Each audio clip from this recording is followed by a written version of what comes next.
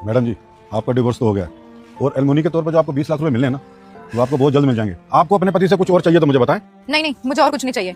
अब एक इंसान को इतना भी परेशान नहीं करना चाहिए। वो तो उसने मेरे साथ गलत किया, उसकी सजा मिल रही है उसे। बाकी मुझे और कुछ नहीं चाहिए। तो ठीक है मैडम, फिर मैं चलता हूँ। हाँ हाँ, वकील साहब मिलते हैं जल्दी। क्या हुआ, तुम घर नहीं गए? नहीं। क्यों? अच्छा मौसम हो रहा था, घर जाने का मन नहीं था। सोचा कि ठंडी हवा में थोड़ी देर अकेले बैठ जाऊं। आओ बैठो। अच्छा सुनो, तुम नाराज तो नहीं हो इस फैसले से? नहीं, मैं कौन होता हूँ नाराज होने वाला। तुम्हारी लाइफ है, तुम्हारा फैसला है, जो मर्जी करो। और वैसे भी गलती तो मेरी थी ना, तो सजा भी मुझे मिलनी चाहिए। सॉरी निधि। सॉरी किस बात की? मुझसे माफी क्यों मांग रहे हो तुम? मैंने तुम्हें धोखा दिया, मुझे ऐसा नहीं करना चाहिए था। तो तुम अब सॉरी क्यों बोल रहे हो धीरज? अब तो सब कुछ खत्म हो गया ना। अगर सॉरी बोलना ही था तो पहले बोल लेते। अब इस सॉरी का कोई फायदा नहीं है। अगर मैं तुमसे माफी मांगता तो क्या तुम मुझे माफ कर देती? नहीं, मैं तुम्हें कभी माफ नहीं करती। एक पत्नी सब कुछ बर्दाश्त कर सकती है, लेकिन उसका पति उसे धोखा दे, ये कभी बर्दाश्त नहीं कर सकती।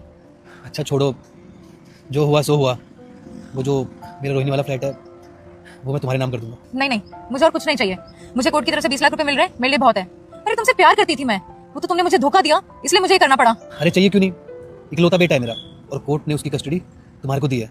मैं नहीं चाहता कि उससे कोई भी कमी हो, तो मैं वो फ्लैट तुम्हारे नाम कर दूंगा। और हाँ, मेरी गाड़ी तुम रख लेना, और बैंक में भी 2-3 करोड़ रुपए तो पड़े ही होंगे, वो भी तुम ही रख लेना। पर मेरे बच्चे को कभी किसी चीज की कमी मत होने देना। पढ़ा लिखा के उसे एक अच्छा इंसान बनाना। वो सब चीजें तुम्हारी है धीरज, तुम मुझे क्यों दे रहे हो?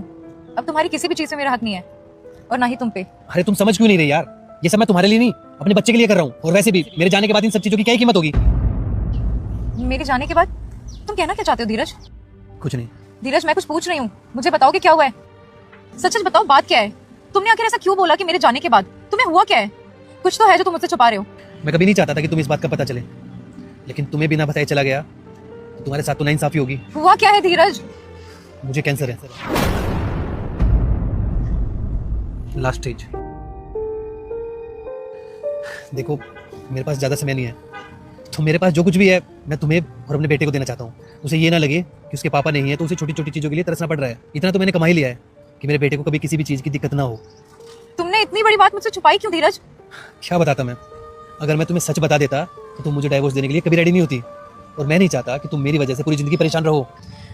इसका मतलब ये सब तुम्हारी एक चाल थी ना? तुमने जानबूझ के ये सब किया ताकि मैं तुमसे नफरत कर सकूं और तुम्हें डिवोर्स दे दूं? रुक जा बेटा, मुझे देखकर इग्नोर मत करना। इस बार जो भी इस वीडियो को लाइक और सब्सक्राइब करेगा उसके घर में पैसों का बारिश कर दूंगा। यकीन ना हो तो करके देख ले, और जाते जाते बेटा कमेंट में जय श्री राम जरूर। क्यों किया तुमने धीरज ऐसा? बताओ मुझे, तुमने ऐसा क्यों किया? क्यों झूठ बोला तुमने मुझसे? बस 2-4 दिन की बात है, मैं अपनी सारी प्रॉपर्टी तुम्हारे नाम कर दूंगा, और मैं यही चाहता हूँ तुम और मेरा बेटा हमेशा खुश रहो।